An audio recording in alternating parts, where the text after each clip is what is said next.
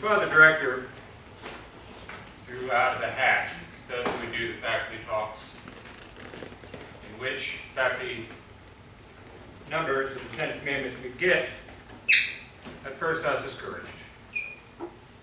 I think I had 7 and 8. I started thinking about it and meditating on it, not sure where I was going to go. Unfortunately, we had a priest who got sick and he couldn't come. And Murphy's Law did actually win out because I got to switch. The good thing is, I got, don't use the Lord's name in vain, keep holy the Sabbath. Pretty easy. Don't swear, use the Lord's name in vain, go to church. Name God, Father, Son, go sit down. Unfortunately for you, I was given this a couple weeks ago and I had time to think about it. What is the meaning of these commandments? There's so much more. I want to focus primarily on using the Lord's name in vain. Is that more than just stubbing your toe? Those of you who know me, when I do it, I try to say Adam and Eve instead of the one who saved us, blame the one who got us into trouble. But there's more to it. A name is much more. What do you think of when I say LeBron James, Barack Obama, Oprah Winfrey? What comes to mind? They had some sort of impact where you have an opinion about them. Their name means something, whether to the positive or the negative. There's great power in names. They reflect a myriad of images, ideas. They identify certain characteristics. Their names, groups, nations, connect us to the past. George Washington, Franklin Roosevelt, Benedict Arnold. We use names to connect ourselves with others. Some keep track of how many names they have on certain social media sites to rate their popularity. A name, when bared, gives us power. This power can bring us shame, or we can use it differently. Commandment 3, you should not misuse the name of the Lord your God. You should not misuse it. We have a responsibility to his name. What does it matter for a non-Christian to say, God, yeah? They don't believe anyway. Who cares? Who does it offend? Who does it hurt?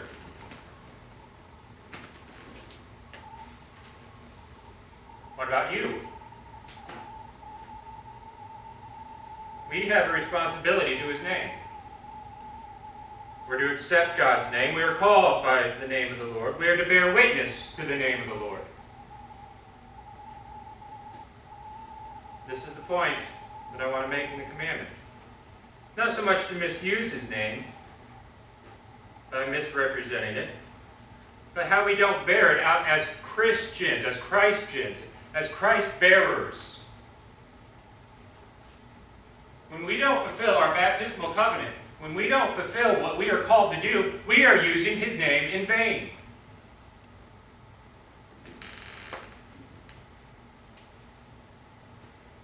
A little bit more tricky than just not swearing.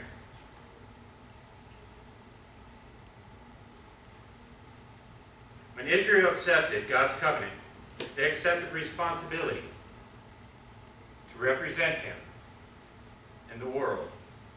They were not to be ashamed of his name. They weren't supposed to fear standing up for truth. They weren't supposed to bow down to society's beliefs. They weren't supposed to malign each other. They were to uphold his name courageously, with pride. But far too often, we are told myth. I don't know if it's a fable or a true story, but a pastor's wife was called to open prayer for graduation of her daughter. He told her that she couldn't use God. Her response was, "I'm sorry, not using God offends you, but me not using God offends all the rest of the Christians. So we're going to offend somebody either way. Why are you selecting their side instead of ours? Why are you choosing who is going to be offended?"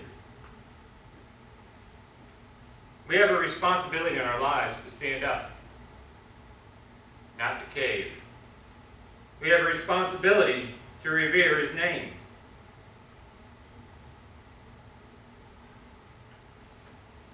If you get offended by people using God's name loosely in conversation, or you hear somebody swear and use the Lord's name in vain, as traditionally thought of, what are you doing about it? You can go over and chastise them, but that's not going to mean anything because they're not Christian. It doesn't mean anything to them. What does mean is how you live, how you act. Because how you live, how you act, if you are a Christ bearer, if you live a Christ-like life, they'll realize they offended you. And you won't have to say anything at all. Do you bear Christ's name? Are you a faithful believer who can induce a sense of reverence just as much as they can induce a sense of irreverence by using the name?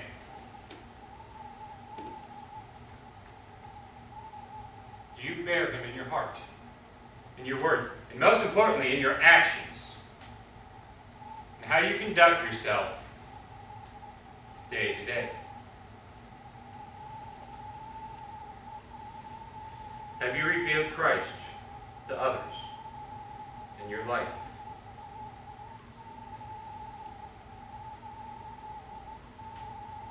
The number one cause of atheism in Christians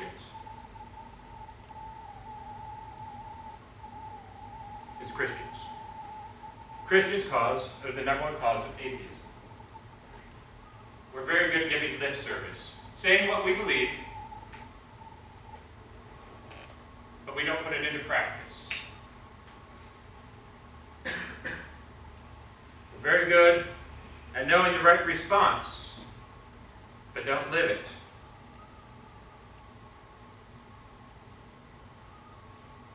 We're supposed to go to church on Sunday. We're supposed to keep the holy day, Sabbath. We're supposed to keep it reverently. We're supposed to be Christ bearers.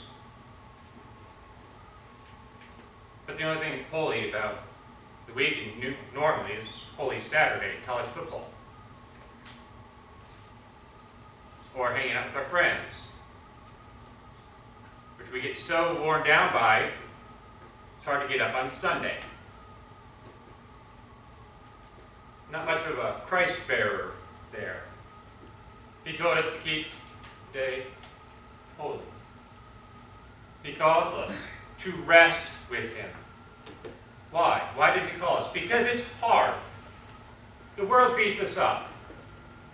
It's not easy being a Christ bearer against so many. It's hard to stand up for the truth against your friends, especially for you teenagers. That's what we're called to do. We don't have a choice if we are going to be Christian. But we need a day of rest. We need to refresh. We need to be re-strengthened, rejuvenated. When can we do that? On the Sabbath. Coming to church with like-minded people who will uplift us, uphold us. Receiving the sacrament, confessing where we've gone astray, being renewed so we can start the week again.